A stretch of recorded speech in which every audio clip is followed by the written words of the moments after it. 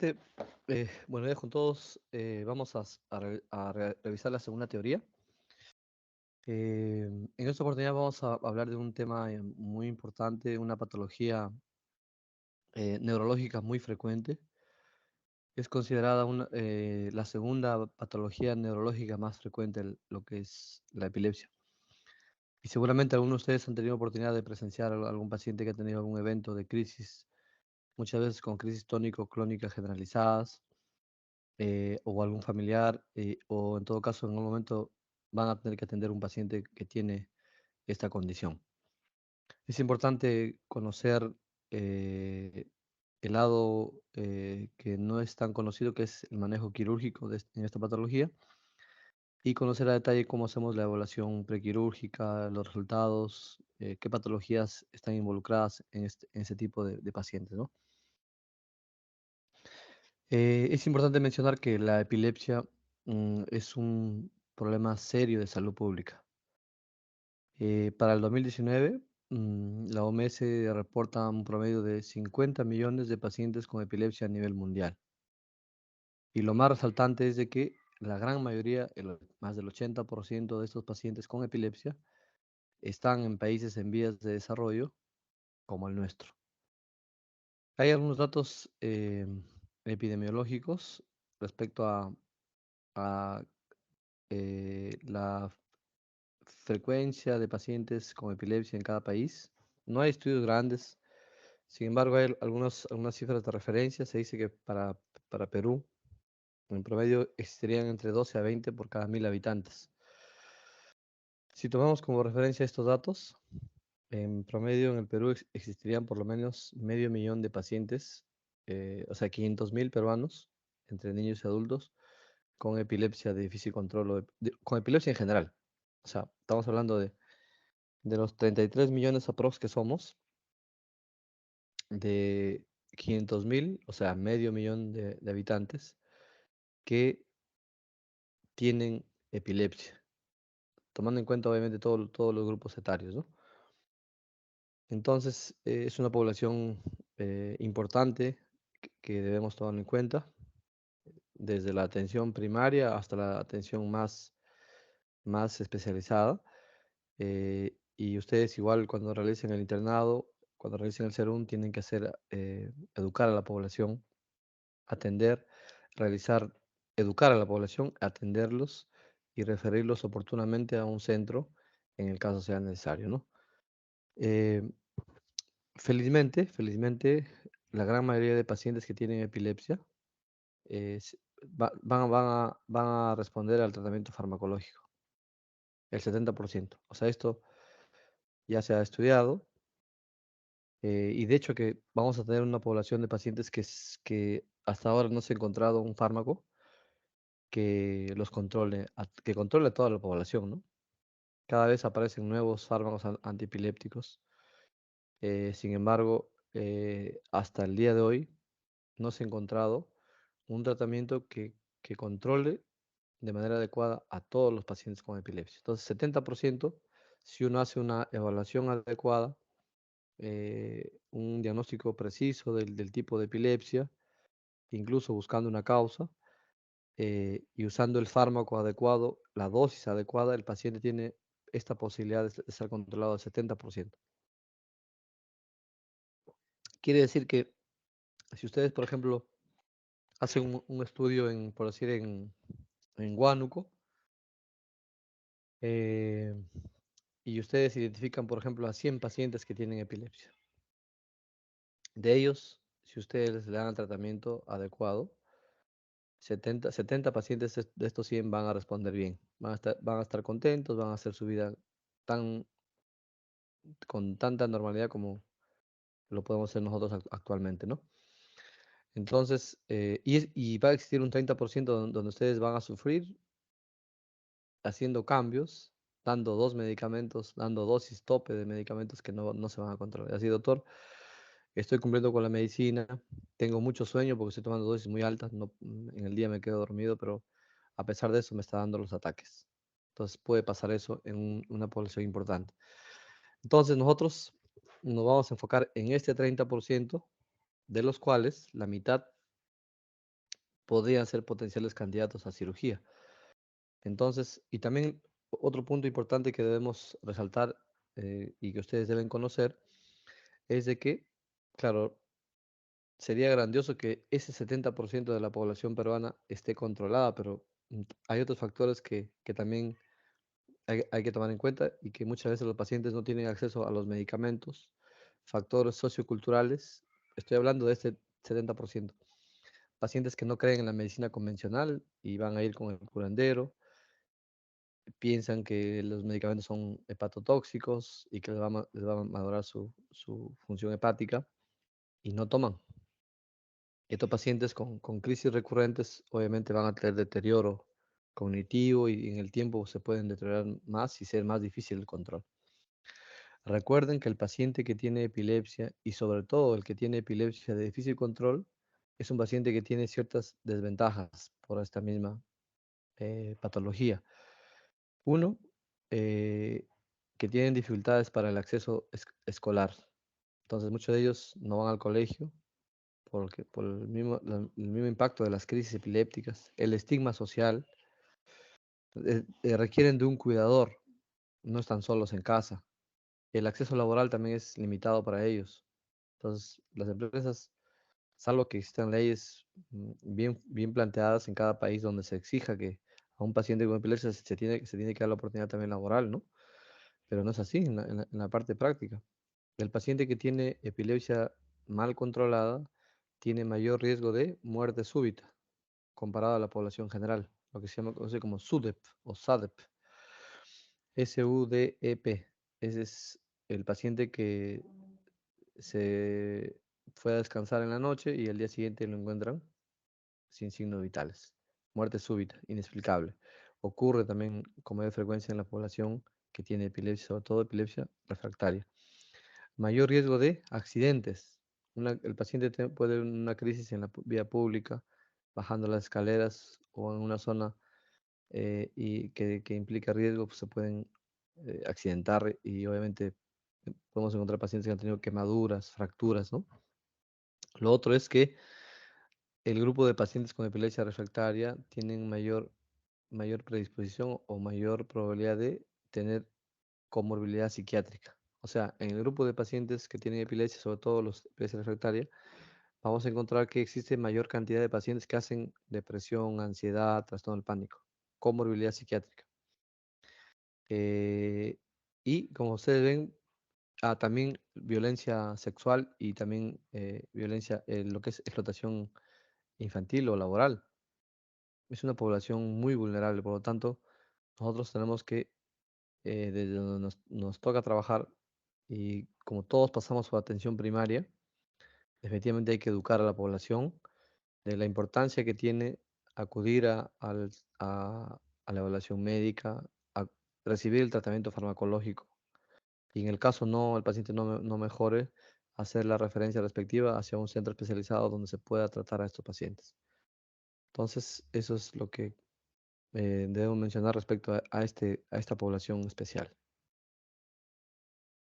Bien, entonces, de este 30%, el 15%, o sea, 50%, la mitad, podrían ser potenciales candidatos a cirugía de epilepsia. ¿A qué llamamos epilepsia refractaria o epilepsia de difícil control?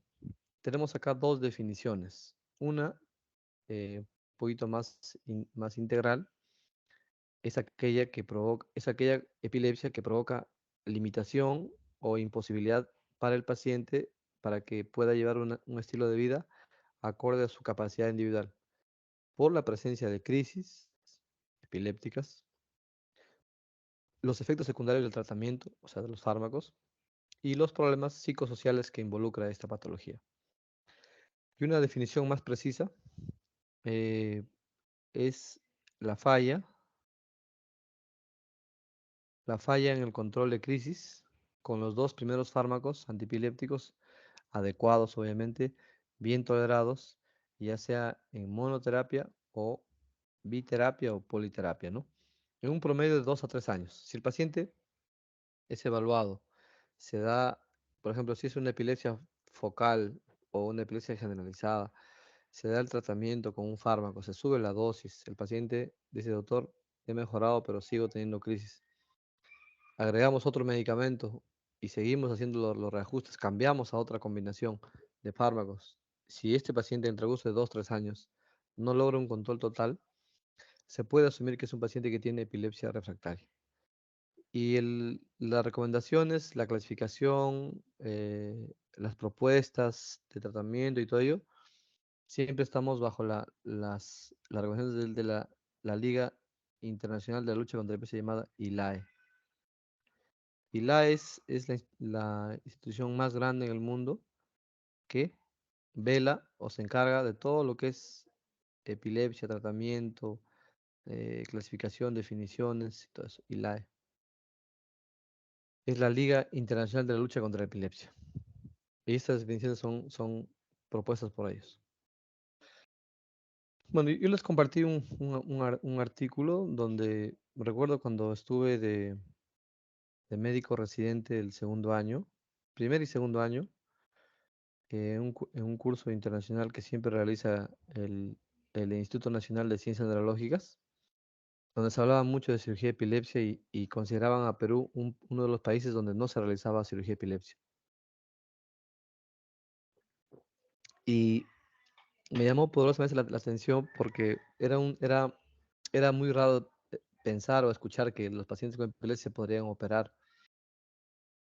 Y tanto así que en ese entonces el doctor Mario Alonso, que está en la parte inferior, eh, el doctor Mario Alonso es neurocirujano funcional y de epilepsia, México, mi profesor. Él estuvo en Perú el 2008, me parece, 8. Me invitaron al curso de neurociencias para hablar sobre cirugía de epilepsia. Y a partir de ahí nació el interés de más de un colega de poder implementar cirugía de epilepsia en el Perú, a pesar de que obviamente el apoyo no tuvimos un apoyo importante por parte de las entidades que corresponden, ¿no? Pero en este caso el instituto sí nos dieron las facilidades, muchos de los médicos fueron a capacitarse y se inició un proceso mm, básicamente de capacitación del recurso humano, que es lo más valioso que se tiene hoy en día en salud.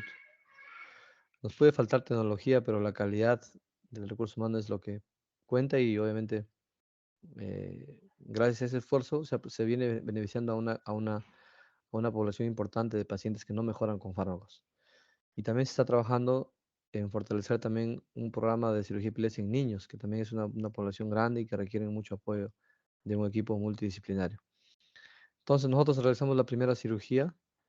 Es un paciente que lo operamos el 2011, en agosto. Tenía un cavernoma, como ven acá en la imagen, lo voy a señalar. Tenía un cavernoma asociado a una displasia cortical. O sea, tenía alteración también alrededor del cavernoma. Y tenía muchas crisis, tenía como 20, 30 crisis por día. Y este paciente fue el que nos permitió que se forme el comité o el equipo multidisciplinario de cirugía epilepsia en el instituto, gracias al apoyo en esta oportunidad del doctor Mario Alonso Vanegas y del doctor Daniel San Juan, que está en el lado derecho. Él es neurofisiólogo, epileptólogo, quienes también tuvieron una buena predisposición para apoyarnos y dar el primer paso. Y al año siguiente, ya se emitió la resolución directoral conformando el Comité de Cirugía de Epilepsia y en agosto del 2012 realizamos la primera lobotomía temporal anterior en un paciente con epilepsia refractaria del lóbulo temporal. Y es el artículo que ustedes también han revisado. Esa paciente actualmente está sin crisis, está sin medicamentos, ya tiene su familia, está haciendo una vida, yo diría, bastante buena comparado a la población en general. Entonces, estos dos pacientes, estos dos eventos que se dieron en agosto del 2011-2012, pues nos ayudaron mucho a avanzar y seguir, obviamente, luchando de que tengamos mejores condiciones para operar pacientes más complejos donde no podemos identificar el foco epileptógeno y que requiere muchas veces estudios invasivos y más tecnología, ¿no? Acá está el doctor Jorge Burneo, en este lado. Él es peruano, trabaja en Canadá, él es neurólogo, epileptólogo. El doctor Jorge Burneo, como buen peruano, no se olvidó de los hospitales de Perú y siempre a través de la liga ha estado apoyando, capacitando a muchos colegas peruanos, lo cual es muy loable porque también ese apoyo ha permitido que muchos pacientes con epilepsia se beneficien de cirugía. Y también el doctor David Steven de Ontario, Canadá, él es el cirujano de epilepsia, quien también nos acompañó en el 2012 y de manera conjunta realizamos la primera lobotomía en el 2012. Eh, ¿Cuál es el protocolo de estudio para un paciente que tiene epilepsia refractaria? Eh, el primer filtro, es el neurólogo epileptólogo, o sea, el neurólogo especialista en epilepsia. Porque hemos tenido casos de pacientes que tienen pseudocrisis y que vienen con 5 medicamentos y con una familia muy preocupada, el paciente con crisis continuas y a veces puede ser que se trate de una pseudocrisis y el manejo es un poco diferente. Es el primer filtro. Entonces, hay evaluaciones básicas, hay un protocolo de estudio básico para los pacientes que tienen que realizarse de manera obligatoria. E incluso el neurólogo trata de hacer las últimas modificaciones porque ya vienen referidos como epilepsia refractaria, vienen ya con medicamentos, con 2, 3 medicamentos. El neurólogo incluso hace el último reajuste cambiando o incrementando la dosis, pero ya a la par va eh, realizando los estudios de protocolo, ¿no? Y nos basamos en 3 parámetros importantes: datos clínicos, datos neurofisiológicos, o sea, actividad eléctrica cerebral, y estudios de imagen, los tres. Por un lado, los datos clínicos, hay que hacer un examen muy detallado de la semiología de las crisis, cuánto duran las crisis, si es en el día, en la noche, si tiene un aura o no, si el paciente está consciente o no, cómo está, si habla o no durante la cirugía, cómo está después de la convulsión, la frecuencia, etcétera. Se ve ahí la dominancia hemisférica, si es diestro, si es zurdo, si hay algún signo de focalización neurológica. Lo evalúa el neuropsicólogo para ver cómo están las funciones superiores, lenguaje, memoria, coeficiente intelectual, etc. Y también lo ve el psiquiatra para descartar si tiene o no comorbilidad psiquiátrica. Hay pacientes que están a la vez con depresión, ansiedad, psicosis, trastorno del pánico y eso se tiene que manejar adecuadamente. Y lo que hacemos es el estudio de video EG. ¿Qué es el video EG? El video EG es el estudio de video electroencefalografía. El paciente se interna en una unidad de video EG. Como su nombre lo indica, hay un video de por medio. El paciente va a estar vigilado por una cámara. Se coloca los electrodos en el cuero cabelludo y todo está coordinado. O sea, se supone que cuando el paciente tiene una crisis durante el estudio, nosotros vamos a ver en qué momento inicia y dónde hay descargas, si es en el lóbulo temporal, derecho, izquierdo, frontal, occipital, lo que sea. Y vemos también cómo es la crisis realmente, porque la familia puede decir: ¿sabes qué, doctor? Mi paciente se queda con la mirada fija, camina, habla incoherencias y le pasa. O le viene una crisis de caída, como con pérdida de tono, se cae rápidamente y de ahí ya no tiene control. O puede ser que tenga solamente risas inmotivadas, ¿no? O que tenga una crisis que inicia con un grito y luego tiene el componente tónico clónico generalizado, ¿no? Entonces, todos esos datos, el paciente que está en la unidad de video G está mínimo 6 horas en el estudio. Se le quita los medicamentos, se le priva del sueño y la idea es verlo convulsionar. Es un estudio de mucha ayuda. Y en imágenes está la resonancia con un protocolo especial para cirugía de epilepsia, que es el estudio. Hay un protocolo de resonancia con cortes finos para evaluar pacientes con epilepsia refractaria.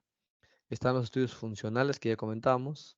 A veces hacemos tomografía y también están los estudios de medicina nuclear que hablamos en la clase anterior, donde está el PET-CT y el SPECT. También tienen un rol en pacientes con epilepsia. No tenemos a la mano, es el PET lo tiene el INEM, el SPEC ahí en la parte privada, pero nosotros nos basamos datos clínicos, video G y resonancia con protocolo para cirugía de epilepsia. Y pedimos también la funcional, ¿sí? Y ocasionalmente pedimos el PET, el SPEC, generalmente no está muy accesible para nosotros. Con estos datos hacemos una junta médica donde participan, el equipo multidisciplinario, donde está involucrado el neurólogo epileptólogo, el neurofisiólogo, está el neuropsiquiatra, el neuropsicólogo, el cirujano de epilepsia, el neuroradiólogo y todo el equipo. Hacemos la discusión y vemos si es o no candidato a cirugía el paciente, ¿no? Y en base a eso uno ya toma la decisión. ¿Quién es buen candidato a cirugía? Aquel paciente el paciente que tiene una epilepsia focal y que tiene buena correlación clínica, eléctrica e imagenológica. Tipos de cirugía. Tenemos cirugía resectiva. Si nosotros localizamos el origen del inicio de las crisis o una lesión epileptógena, procedemos a hacer la resección del tejido. Y si es una epilepsia una epilepsia donde no encontramos el punto de partida y es una epilepsia generalizada y que el paciente hace estados epilépticos continuos, muchos ingresos por emergencia, lo que hacemos es una, un paliativo, una desconexión interhemisférica llamada callostomía, o sea, una sección del cuerpo calloso. Es como una desconexión, es un paliativo. Ya lo vamos a ver en otra diapositiva.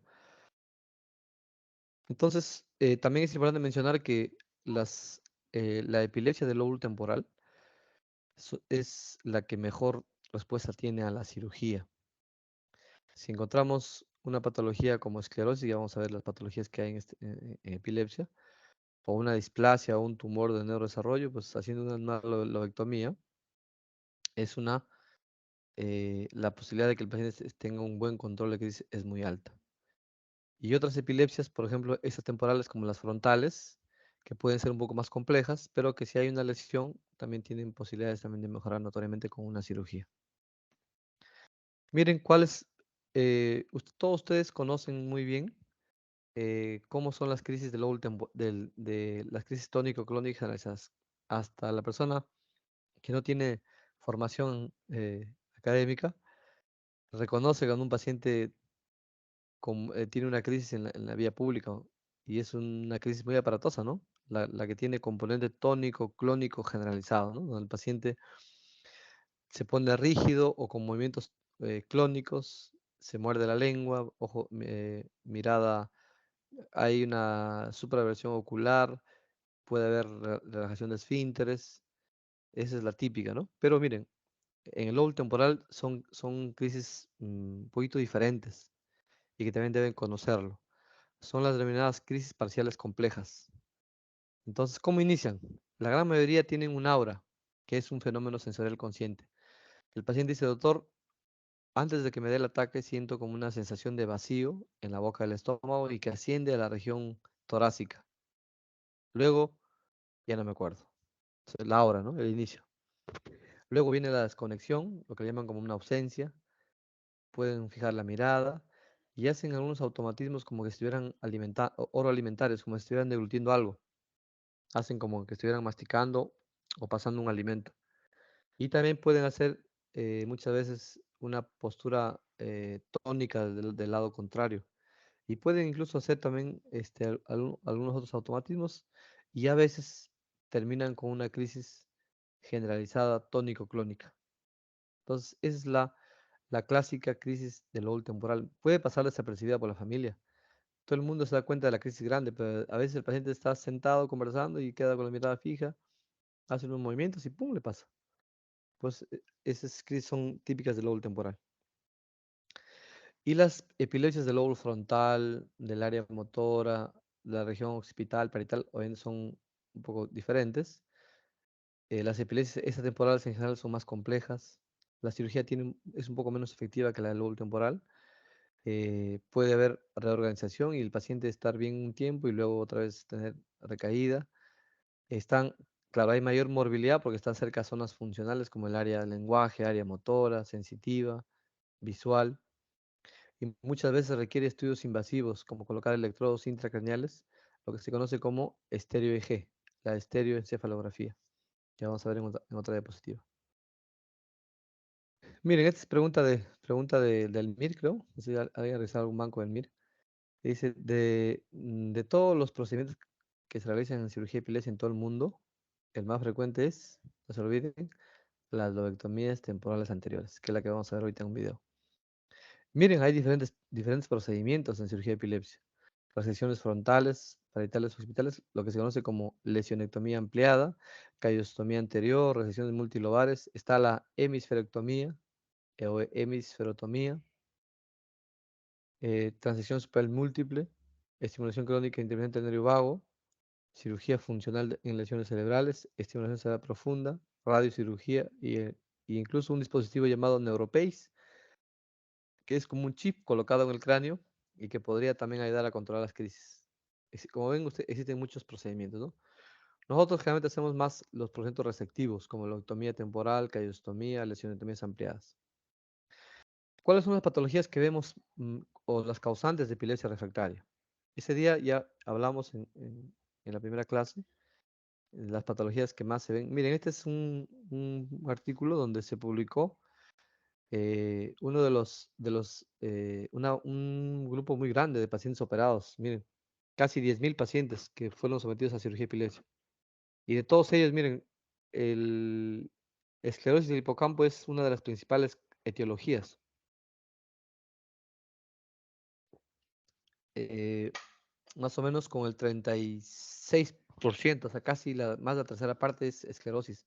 Tumores como ganglioma, las displasias corticales también un buen volumen, las no lesionales, eh, las cicatrices o malasias, los cavernomas, etcétera, ¿no? Pero la más frecuente de todas es la esclerosis del hipocampo, o lo que se conoce como MT, esclerosis mesial temporal.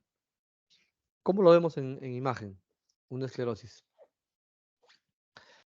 Recuerdo que hace 10 años los radiólogos y los neuroradiólogos mm, no reconocían mucho esta patología. ¿Cómo lo reconocemos en resonancia? Lo reconocemos, hay dos hallazgos importantes. Uno, disminución de volumen. Lo voy a dibujar acá al hipocampo del lado izquierdo. Es el hipocampo del lado izquierdo. Es como recuerden que es como un caballito de mar. ¿Alguien sabe cuál es la función del hipocampo en general? ¿Alguien del grupo? Para la Todos memoria tenemos... funcional. Correcto, memoria. Sí, memoria. Por ejemplo, en el lóbulo temporal derecho es memoria visoespacial y el lóbulo temporal izquierdo es memoria semántica de aprendizaje. Hay un caso que lo deben encontrar también en internet que es el caso H&M. El caso H&M es un caso famoso mundial donde realizaron una cirugía, sacaron los dos hipocampos a un paciente. Y ese paciente tenía un problema serio de memoria, ¿no? De tal manera que él era como cada vez que despertaba era como vivir nuevamente una nueva experiencia, olvidaba todo. Por eso que es importante cuando uno opera a un paciente, tiene que estar seguro qué lado es, porque si fallas en el lado, obviamente puedes tener un impacto importante en el paciente. Tiene que ver con memoria y emociones, ¿no? El hipocampo. Entonces, miren, si ustedes ven, voy a dibujar acá el hipocampo del lado izquierdo nuevamente. Miren el volumen del lado izquierdo comparado al hipocampo del lado derecho. Hay atrofia del hipocampo, o sea, disminución de volumen. Primer hallazgo, disminución de volumen. Y lo otro es cambio de señal. Acá en esta secuencia T2, miren el hipocampo que se ve más blanco acá, más pequeño, comparado al otro hipocampo de acá. Se ve blanco, o sea, es una imagen, cambio de señal, es una imagen hiper intensa. Y si comparan en esta tercera imagen, en el FLAIR, se ve más blanco el lado derecho, ¿no? Entonces, hallazgos en esclerosis, si les viene en un examen de residencia, por ejemplo, ¿cuáles son hallazgos típicos de una esclerosis mesial? Atrofia o disminución de volumen del hipocampo, más cambios de señal en las secuencias T2 y FLAIR. O sea, se ven hiper intensos, hiper blancos. En T2 y EDES T2, la EDES T2, son secuencias de resonancia de T2. secuencia T2, y esta es la secuencia FLAIR. Entonces, si tenemos un paciente que tiene crisis parciales complejas, que hace las clásicas desconexiones del entorno con automatismos, y si le pedimos una resonancia y vemos esclerosis y un electro donde focaliza en ese lado, ese paciente sería un candidato excelente para cirugía. Recuerden que el paciente que tiene esclerosis del hipocampo se comporta muy rebelde a los fármacos, pero responde muy bien a la cirugía. Es su característica. No se sabe exactamente por qué algunos pacientes hacen esclerosis. Hay varias teorías de hipoxia al nacimiento, infecciones virales, no se sabe. El único dato que se ha encontrado es que en muchos pacientes que tienen esclerosis se ha encontrado que tienen como factor positivo a las crisis febriles en la infancia. Pero no es que un paciente que tenga crisis febriles de todas maneras va a desarrollar una esclerosis, pero no. No es esa la conclusión, sino de que en el grupo de pacientes que fueron operados de esclerosis del hipocampo, en la revisión de datos como antecedente tenían muchos de ellos crisis febriles. ¿Ya?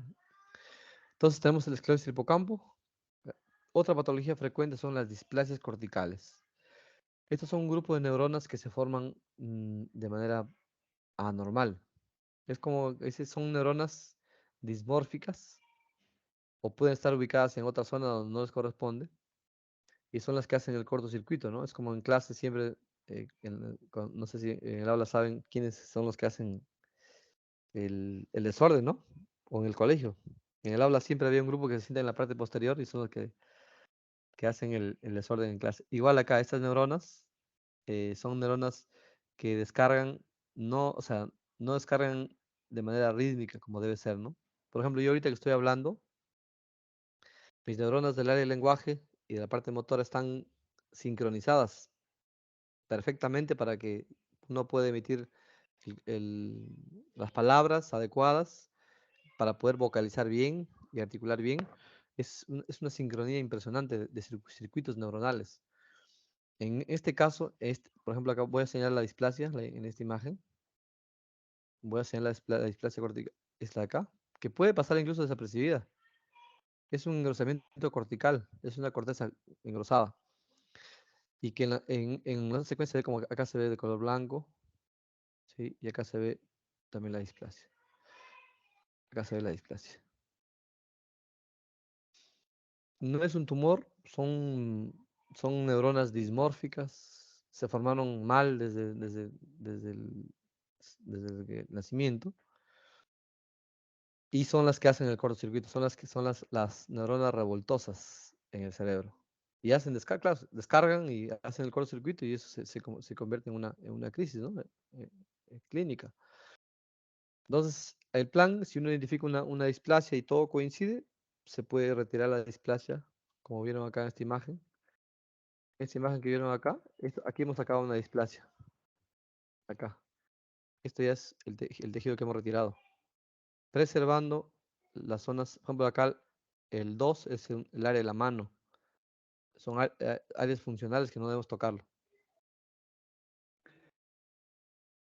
Bien, entonces tenemos también tumores. Recuerden, también pregunte banco para la residencia. Van a decir, de los siguientes tumores, ¿cuáles son tumores de lento crecimiento y muy epileptógenos? Respuesta, no se olviden, DINET, tumor disembroplástico neuroepitelial. Lo pueden poner en la clave como DNET, así, DNET. Y el otro es el ganglioglioma. Son tumores que crecen muy lento y el paciente tiene historia de crisis de muchos años. Puede estar localizadas en el lobo frontal, en el lobo temporal, son lesiones que tienen componente microquístico, calcificaciones. En este caso, miren, acá este es el tumor, acá. Y acá ya, durante la cirugía, hemos hecho la apertura del cráneo, hemos abierto la dura. Por acá está la lesión. Y ya, este es de este paciente. Y ven acá las letras A, C y 1 son las zonas de mayor descarga. Las descargas luego de hacer un registro eléctrico durante la cirugía, ¿no? Gangliomas también, ¿sí? Tumores que pueden dar epilepsia refractaria. Este es un caso de un paciente de 35 años de edad que tenía epilepsia. Miren, 20 años con epilepsia. Es un caso que operamos hace muchos años. Un paciente con epilepsia desde hace 20 años. Miren, así vienen.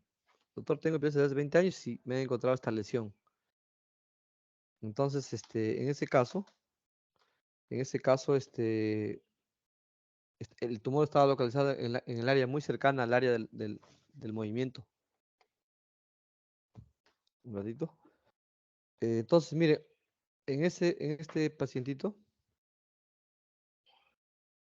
como estaba localizado en el área muy cercana al área motora, voy a mostrar acá el tumor en la secuencia T1 de resonancia. Miren el tumorcito. Acá. Así se veía en la secuencia de T2, el tumor. Le hicimos un estudio funcional. Miren dónde se activaba el área de la mano del paciente. Lo que ven de amarillo es el área de la mano, o sea, está cerca del área de la mano. Y esta es la foto de cómo se ve con el cerebro abierto. Miren el cerebro acá normal, acá. Cerebro normal. Acá se ve el tumorcito. Y para acá estaría el área de la mano, a este lado. Entonces ya nosotros antes de entrar al quirófano ya tomamos las precauciones para sacar el tumor y no dañar su área motora, ¿no? Es otro caso de un paciente con Dennett, miren cómo se ve en resonancia el Dennett. Puede incluso hacer una remodelación de la calota del hueso. Se ven así, hiperintensos en T2 y FLAIR. Así se ve cuando uno abre el cerebro. Acá se ve un poquito de lesión. Y acá hemos hecho la resección ya del tumorcito. Y el control postoperatorio a los 3 meses se ve la cavidad donde hemos trabajado, ¿no? Ese es un Dennett, paciente de 26 años que tenía 17 años de epilepsia de difícil control. El manejo obviamente es quirúrgico, con un mapeo intraoperatorio para limpiar bien la lesión e incluso el tejido que tenga descargas que está alrededor de esta lesión. Otra patología, no se olviden que los cavernomas dan imagen en palomita de maíz, en POCOR, ¿lo ven acá? Lo voy a mostrar acá. Es una imagen parecida a la canchita, ¿no? Esta de acá. Acá se ve mejor, ¿sí? No se olviden que si se preguntan en el examen de internado o recientado, ¿a qué patología vascular tiene en resonancia da la imagen en POCOR? Cavernomas. Y cavernomas pueden dar también epilepsia refractaria. Está dentro de las etiologías que puede dar epilepsia refractaria y también obviamente pueden dar cuadros de hemorragia, ¿no? Como vamos a ver también en la clase de malformaciones arteriovenosas. Entonces también está dentro de las patologías que podría dar. Y puede estar asociado, como en este caso, a una displasia cortical. Miren, acá hay una patología doble a este nivel. Este paciente tiene que ir a la lobectomía definitivamente. Y también gliomas de bajo grado. Este es un glioma del hipocampo, en donde hicimos también una lobectomía, tanto para controlar el tumor como para controlar crisis en un paciente que tenía 5 años con crisis poco rebeldes. Es un glioma de bajo grado. ¿Cómo hacemos una lobectomía? Hacemos una incisión más o menos así, en signo de interrogación, en esa posición, miren. Ingresamos, abrimos la piel, tejido subcutáneo, músculo, craniotomía. Acá, miren, acá estamos haciendo la craniotomía. Acá hacemos el corte del hueso, la craniotomía. Y aquí hemos abierto ya la dura, en este lado. Y acá se ve cómo queda el espacio luego de una lobectomía, ¿no? Miren acá el control postoperatorio de los 3 meses de un paciente que ha ido a una lobectomía. Esta es la zona que hemos resecado. Así se ve, miren, en el postoperatorio, como una cavidad, luego de la resección. A veces hacemos cirugías más selectivas, incluso preservando gran parte del lóbulo temporal, y nos vamos por la parte basal a sacar el hipocampo, por la parte muy basal, miren, conservando el tejido, gran parte del tejido del lóbulo temporal, ¿no? Sobre todo en el lado dominante. Les comentaba que cuando nosotros tenemos que operar una displasia o un tumor, antes de hacer la resección hacemos un mapeo durante la cirugía, por eso que también participa el neurólogo ahí, ¿no? En el mapeo. Acá pueden ver esta malla de registro eléctrico y acá se ve, miren cómo se ve la descarga, ¿no? Esto que ven acá es una descarga, es un foco epileptógeno. Miren cómo son como agujas, descargas. Es una actividad eléctrica, así como cuando haces un EKG para ver si hay alguna arritmia o una isquemia.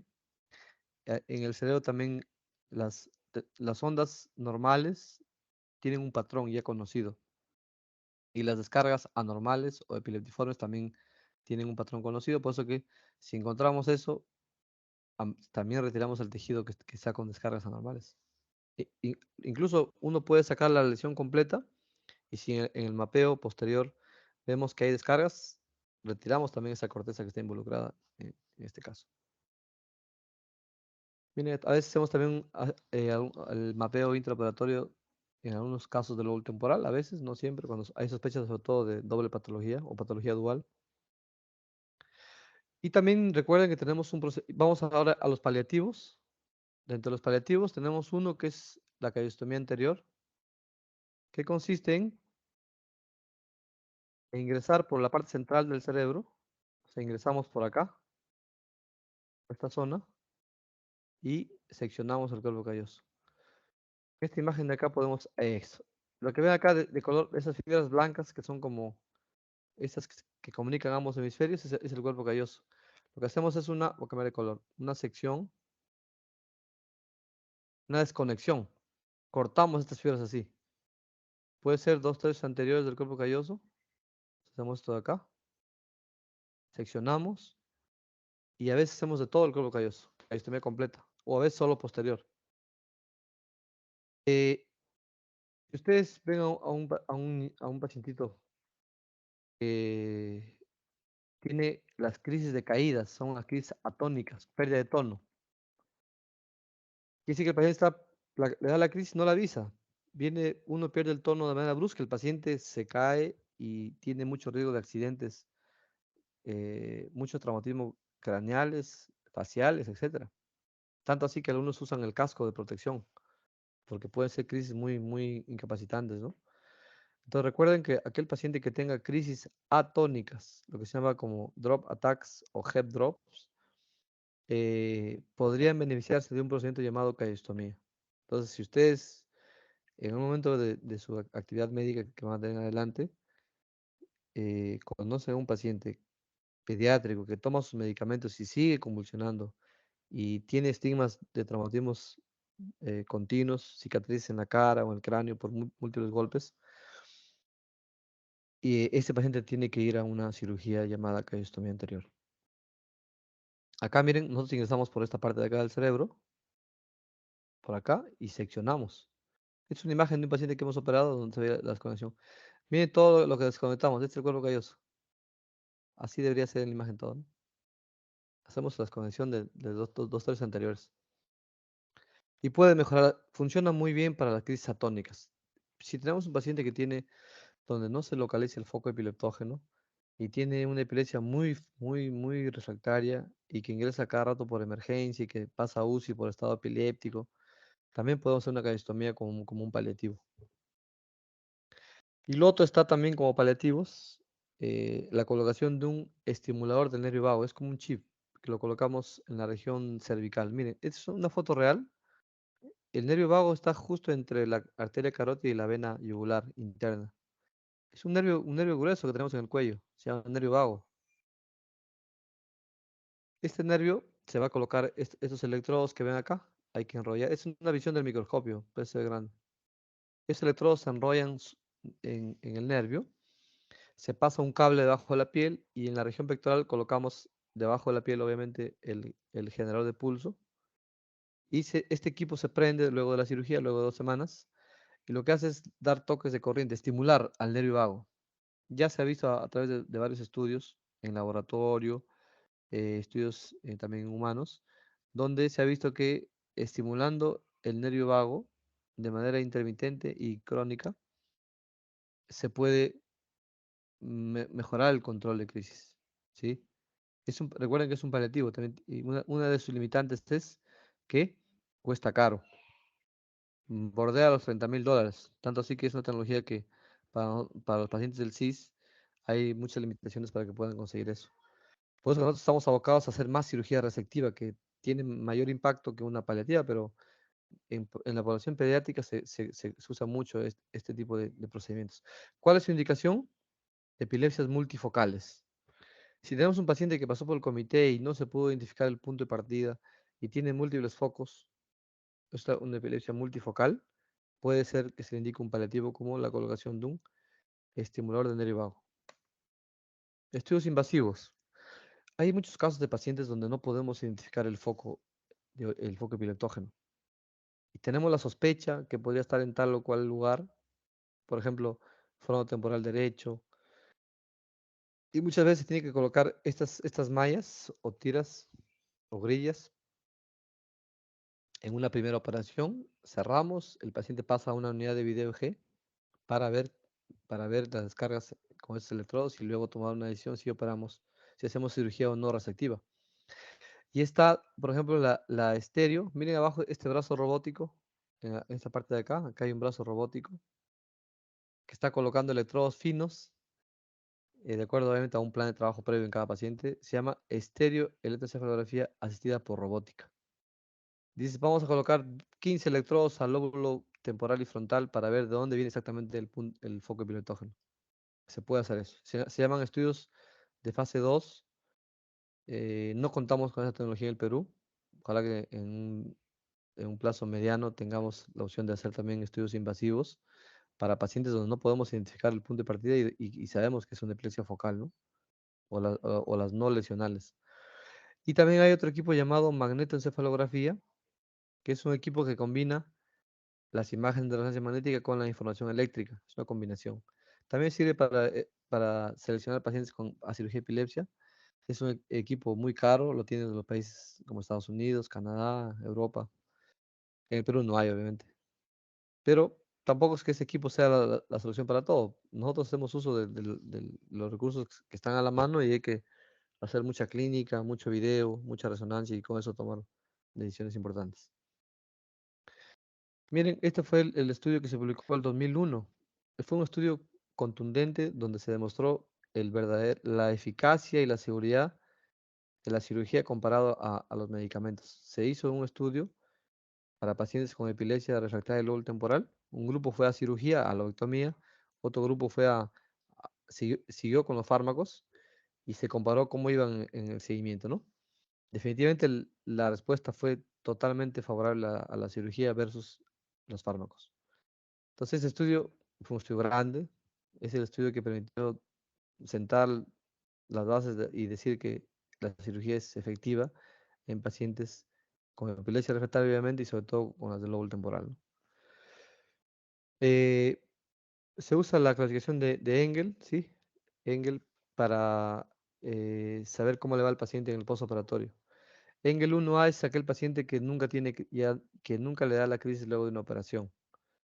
2, Engel 2 es aquel que mejora notoriamente y que rara vez le da una crisis, ¿no? Grado 3, aquellos que tienen una mejoría significativa y grado 4 es aquel que no mejora, ¿no? Y hay incluso subclasificaciones. Clasificación de Engel. Estos son algunos datos, miren, tuvimos del 2012 al 2019, tenemos más o menos más de 100 pacientes, la mayoría son del lóbulo temporal los que operamos y son los que mejor van. Tenemos acá más de 20 pacientes del lóbulo frontal, se hicieron pocas traqueostomías, pero también sí se hicieron en esta época. La mayoría son lobectomías. Y miren, coincide con el cuadro que les mostré, la principal causa era, en su gran mayoría, esclerosis mesial temporal, displasia, cavernomas, también tumores de bajo grado. En la extratemporal más eran displasias. En un buen porcentaje realizamos electrocorticografía, hacemos estimulación cortical del lenguaje, área motora. También hacemos cirugía de paciente despierto cuando se requiere, ¿sí? Dependiendo de cada caso, obviamente. Y les voy a pasar, no sé si tienen alguna pregunta, les voy a pasar un video de una lobectomía para ya finalizar con las preguntas. Vamos a ver si el video pasa o no.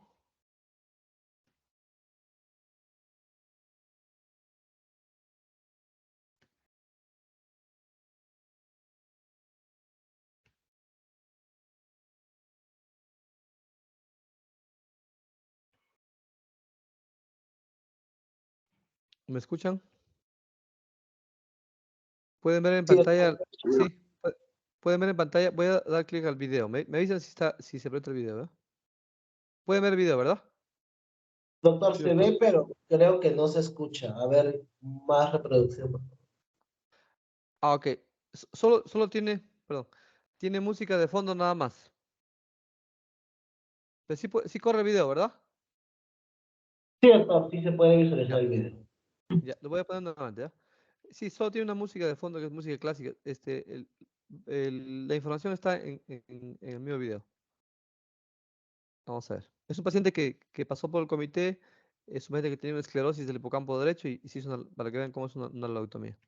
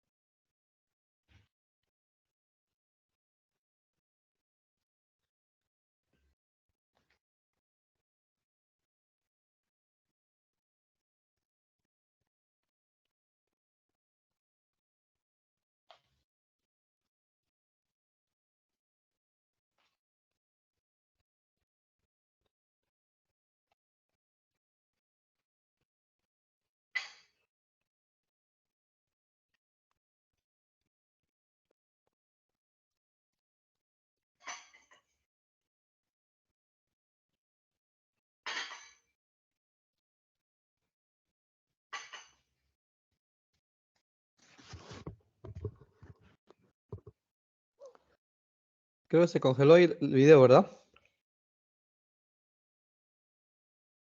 Sí, doctor, se congeló el video. Igual les paso por WhatsApp el video para que lo puedan ver con calma ahí en su celular, ¿ya? Sí, doctor, está bien. Me lo pasa y yo se los comparto a mis compañeros. Perfecto. Bien, entonces vamos a...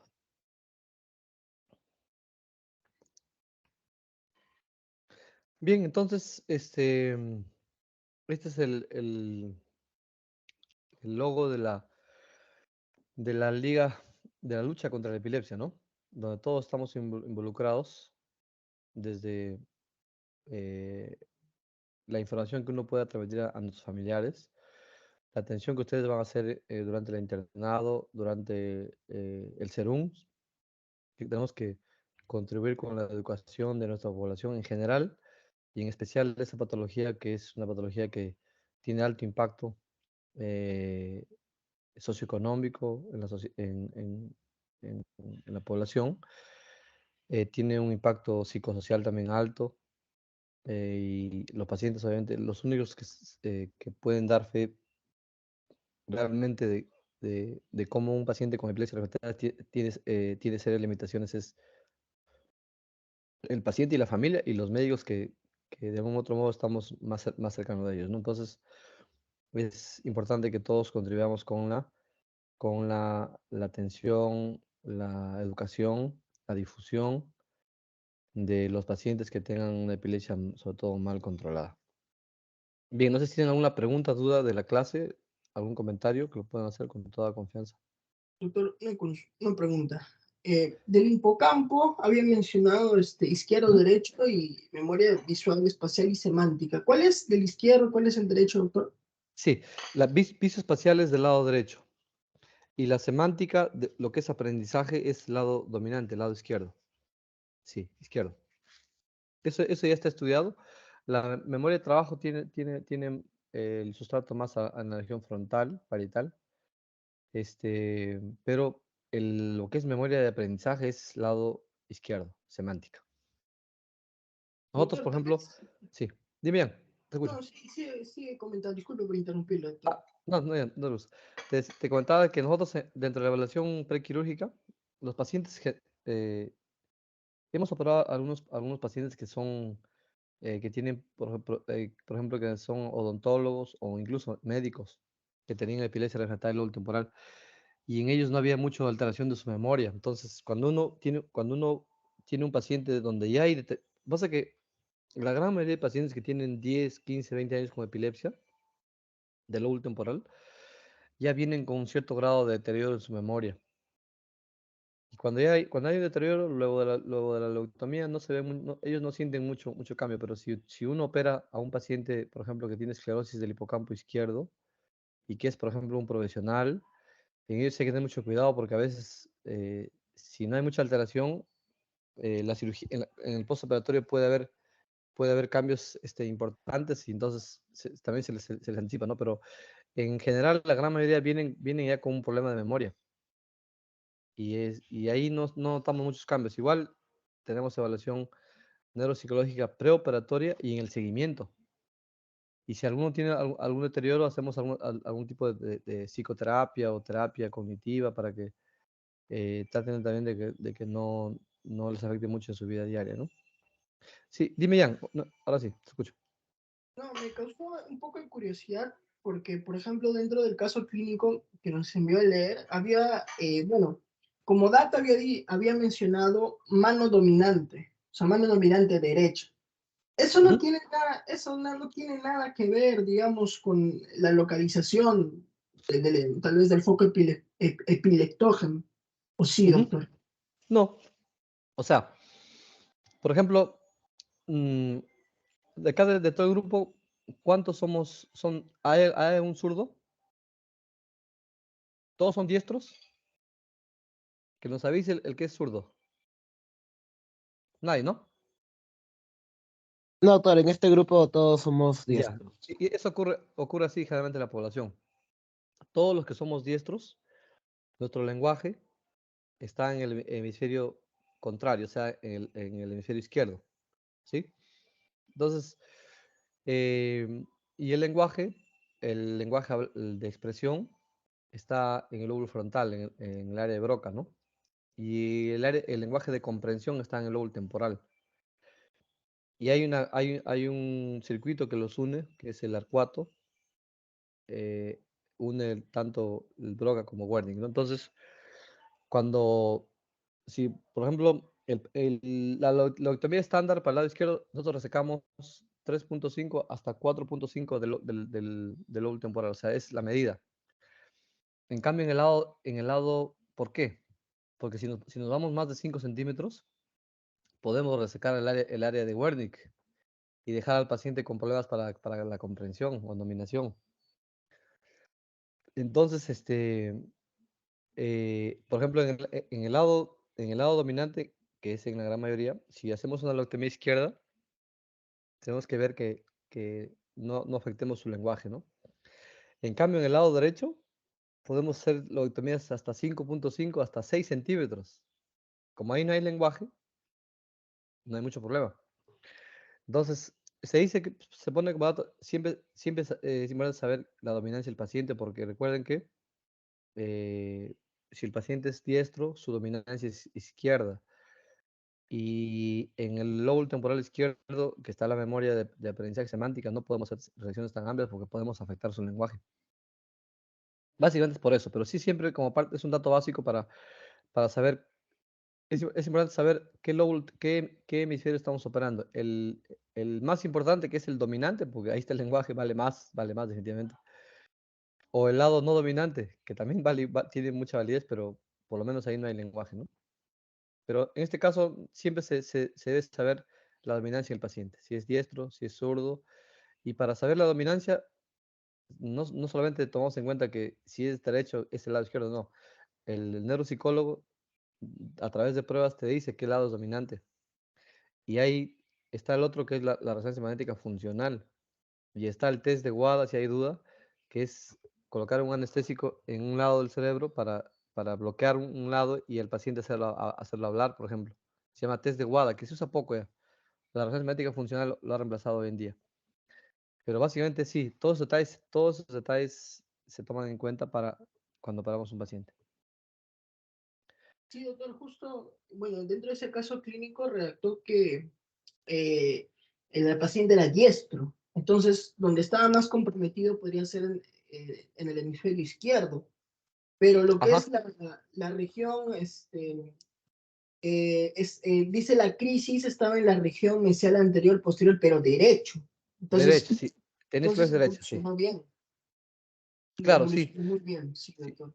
Igual también si fuera izquierdo, ahí hacemos una recesión un poquito más pequeña que la derecha, pero es más, por ejemplo, antes para hacer una lobectomía izquierda, despertaban al paciente y estimulaban bien y me sacaban 3.5, pero ahora nosotros hacemos la funcional, si vemos que Wernicke está un poco anterior, sí lo despertamos al paciente, si no, no. Tenemos ya medidas estándar para hacer una lobectomía. 3.5 a 4.5 en el lado izquierdo y en el derecho 4.5 a 5.5 centímetros del polo anterior. Son medidas estándares para hacer leuctomías. Doctor, pero esas medidas están, ya, bueno, ahí también ¿Mm? quiero hacer otra pregunta. Doctor, en caso de ¿Ya? la lobectomía, o sea, cuando hemos visto esas imágenes, tanto Ajá. en la resonancia, ¿no? Inclusive, bueno, en general las pruebas por imágenes, doctor, o sea, parece que tienen como un hueco. Y al generarse ese espacio dentro del cráneo, ¿no? O sea, Ujú. no puede haber, digamos, algún riesgo de colección líquida, aire, así como en el tórax se forma un Se montón, llena de, sí, queda una cavidad y se llena de LSR. Pero no es mucho problema al paciente. O sea, hemos visto reportes de casos, por ejemplo, que hay pacientes que han hecho como un quiste tabicado y que se llenó y tuvieron que fenestrarlo y operarlo. Pero no, generalmente no da muchos problemas. Queda ahí el cambio postquirúrgico, la cavidad se llena de LSR y en imagen lo vemos como les mostré en una de ellas.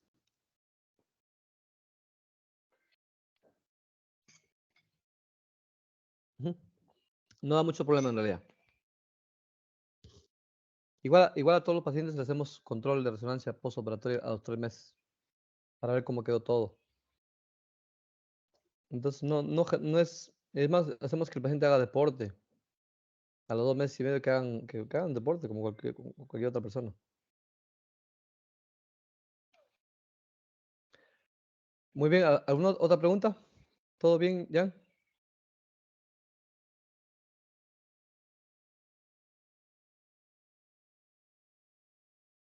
Hola, ¿me escucha? Sí, doctor, al parecer no hay más preguntas, doctor. Correcto. Bueno, chicos, entonces ahí les paso las diapositivas y también les paso el video para que lo puedan compartir. La semana que viene vamos a hacer 2 teorías. Uno es malformación arteriovenosa y aneurismas, ¿verdad? Aneurismas. Sí, doctor, voy a consultar el cronograma, a ver un momento. Correcto. Sí.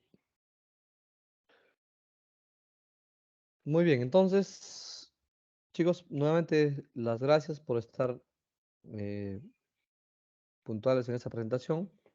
Cualquier duda, comentario, lo pueden canalizar a través nuestro delegado o a través del correo.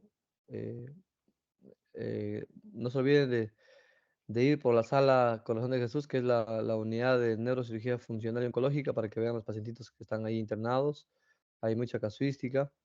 Operamos todas las semanas un volumen importante de pacientes y hay que aprovechar. Son 2 semanas, que es poco en realidad, pero traten de aprovechar al máximo las teorías, conozcan un poco del área, conozcan todas las áreas en general cuando hagan una rotación de cada especialidad.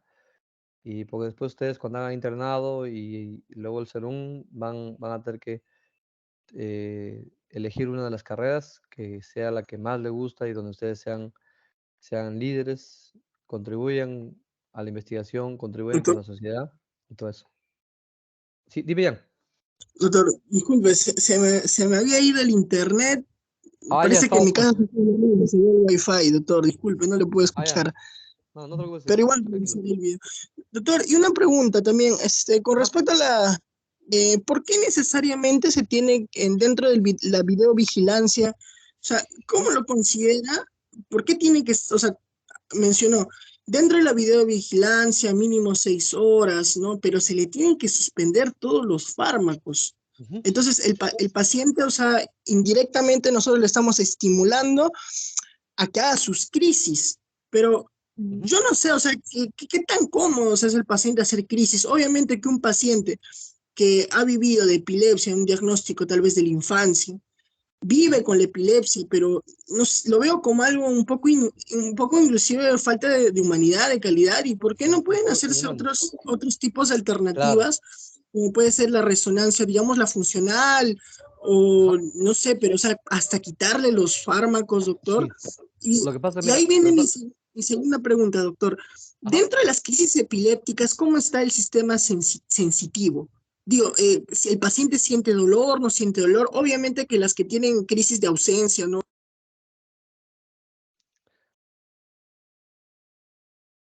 Creo que se fue el audio a Jan, ¿verdad? Sí, sí, doctor. Ah, ya, se te fue el audio, Jan. ¿Estabas en donde dijiste de la parte sensitiva? ¿Lo puedes repetir? Sí, doctor. Y en las crisis, en las crisis tal vez generalizadas o focales, ¿cómo está dentro de la parte sensitiva? O sea, cuando hay crisis, ¿le duele o no le duele? O más aún cuando pierden el conocimiento, supongo que ahí no les duele. O sea, ¿cómo es ese tiempo de recuperación? O sea, la convulsión, ¿cómo lo afrontan eso, doctor? Correcto. Eh, Primero la primera pregunta. De hecho que sí. Por ejemplo, si tú no estás seguro, o sea, tener un video EG con crisis se llama video EG ictal.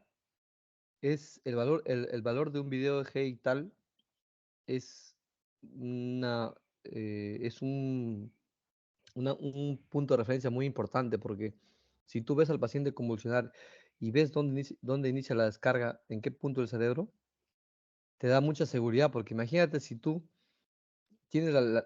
porque puede haber esclerosis en ambos lados o si te equivocas del punto exacto y el paciente no mejora con una cirugía, es una situación muy incómoda. Obviamente es que un paciente tenga expectativas altas de la cirugía y se opera y sacamos un tejido que no está involucrado en el origen de la epilepsia y no mejora, o pacientes se deprimen, la familia, es toda una cosa. Entonces, y si te equivocas del lado, imagínate que operes el lado derecho y la descarga venga del lado izquierdo, sería catastrófico para el paciente. Por eso que, y es más, hay pacientes que se le quita todo, entran al estudio de video de 6 horas y no les da ninguna crisis y saliendo ya del hospital le da la convulsión. Tiene que repetirse el estudio, implica gasto, tiempo. Entonces, para efectos de saber si un paciente es candidato o no, es muy valioso un video G y tal. Claro, lo que pasa es que hay pacientes que tienen, por ejemplo, una crisis por semana o 2 por semana, por ejemplo, ¿no? Claro, tú lo internas para grabarlo y no le da al día siguiente. Entonces, salvo que tener un paciente en registro continuo de una semana implica un gasto altísimo y quitaría espacio para muchos pacientes que requieren estudios también de video G. Entonces, es más, nosotros pedimos a la familia que graben al paciente cuando tiene la crisis, porque ese detalle que lo que te cuenta la familia versus un video donde tú ves cómo el paciente se pone, dónde inicia, puede ser que inicie con un movimiento tónico en la mano y ese dato no te dé la familia, porque la familia, en el momento que se da la crisis, la familia se asusta y lo que hacen es eh, agarrar al paciente y no están mirando como médico dónde inicia la crisis, ¿no? Toda esa información es valiosa. Y tanto así que hay pacientes que se han pasado por 5 o 6 videos Gs y nunca han tenido crisis, por más que entonces el paciente se estresa, doctor, ya voy a mi sexto video y porque el valor de un video G y tal tiene un peso importantísimo en una decisión tan importante de abrir el cráneo de un paciente y sacarle una parte del cerebro, ¿no? Tiene que haber una buena correlación. Imagínate, hay pacientes que tienen descargas bilaterales, por ejemplo, en el eje convencional, en el electroconvencional, no en el video. Descargas bitemporales. En ese paciente tenemos que tener una obligatoria una crisis porque si nos equivocamos de lado puede ser una situación muy difícil. Pero es un punto de vista interesante lo que mencionas, Jan, de ese lado, ¿no? Pero el impacto y la validez que tiene ese estudio es importante para tomar una decisión también de ese tipo porque es una decisión importantísima que va a implicar un pronóstico en el paciente. Entonces, el video G y tal, preferimos que sea un video G y tal de preferencia. Por ejemplo, hemos tenido pacientes que tienen crisis parciales complejas que incluso los han grabado con video a la familia. Y en resonancia se ve la esclerosis en imagen. Y el electro, no el video, sino el electro convencional de 1 hora, se ve que descarga de un lado. Y todo coincide. En ese caso, se puede ir directo a una cirugía, pero no ocurre en todos. Entonces, el video G es un estudio importante y no todos convulsionan. Mira, le quitan la medicación y no dejan descansar se llama privación del sueño. Pasan el video y no convulsionan. Y están así, es una situación. Y hemos tenido muchos casos de pacientes que convulsionan al momento que ya están de alta con sus maletas ya saliendo al hospital, le da el ataque. Claro, le da el ataque, pero un ataque en un paciente donde no tienen los electrodos y no tienen la cámara de video vigilando, no sirve de nada. Lo otro era de la parte sensitiva. Hay 3 tipos de crisis.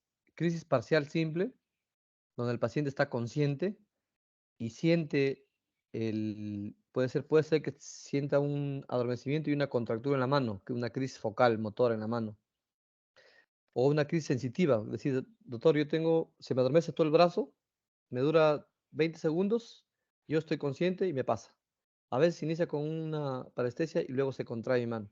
Crisis parcial sensitiva o sensorial o crisis parcial motora, paciente consciente.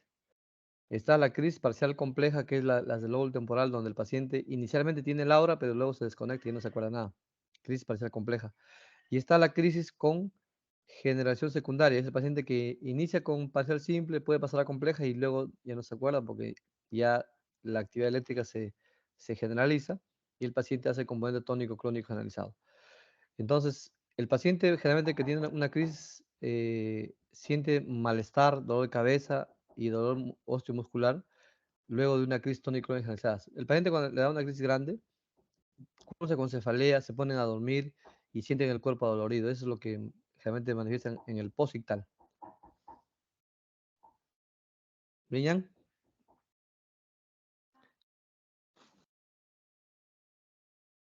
creo que Jan no está conectado, ¿o sí? Sí, Está doctor, conectado. muchas gracias. Bien, Muchas gracias, doctor. bien chicos. Bien, sí, es importante que siempre hagan sus preguntas. Si tienen dudas, nunca dejen de preguntar, es importante eso. Ya, igual si hay alguna duda adicional, tienen ustedes la forma de cómo canalizar las preguntas. Y si no, cuando vayan al hospital, ahí nos encontramos. Cualquier duda que tengan de un caso, ahí estamos al pendiente. Bien, chicos, que tengan un buen día. Agradecido por su tiempo. Y estamos coordinando para la semana que viene las 2 teorías que están pendientes. Que tengan un buen día. Gracias a todos. Un abrazo. Doctor, muy buenos días. Gracias a todos. Nos vemos.